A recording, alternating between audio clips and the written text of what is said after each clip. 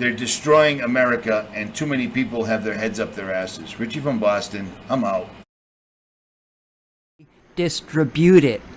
How do you get it out quickly to millions? Well, when we have the vaccine, we have the military all lined up, and the military is going to be doing it in a very powerful manner. These are people that don't usually do vaccines. They do soldiers, and they do lots of other things that, frankly, are more difficult. But we have our general, and logistically, he's all set.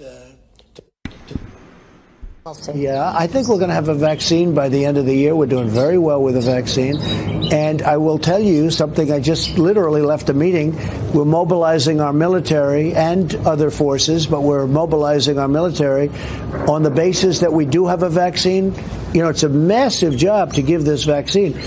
Our military is now being mobilized. So at the end of the year, we're going to be able to give it to a lot of people very, very rapidly. One issue that has come up is once you do have a vaccine, how do you properly distribute it? Just in case you didn't hear. So. It's a choice between a deadly Biden lockdown. He wants to lock it down, and a safe vaccine, and you do it without the vaccine too, but the vaccine's going to make it quicker.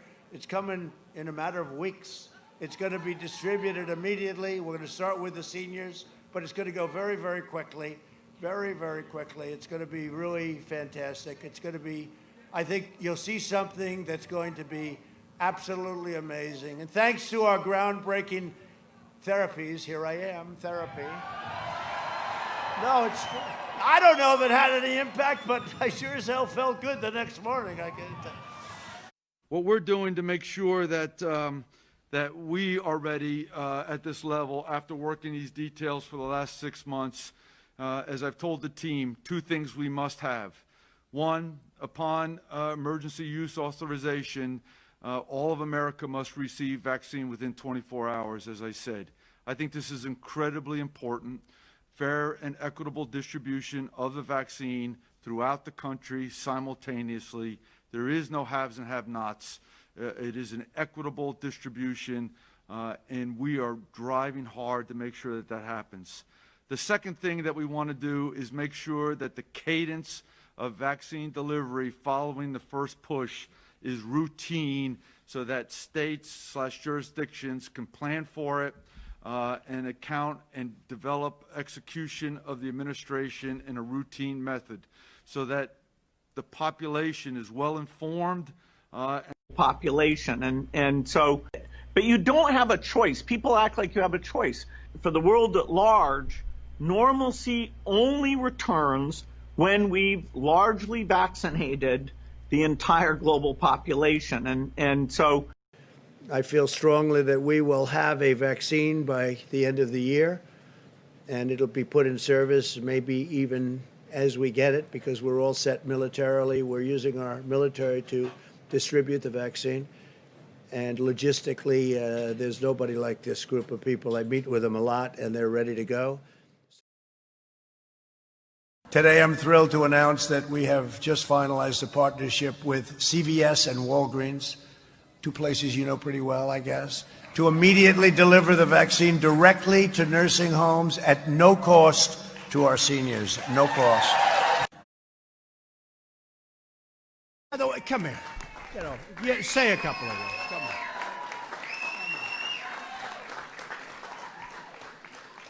It's an honor to be here with the first Jewish president of the United States.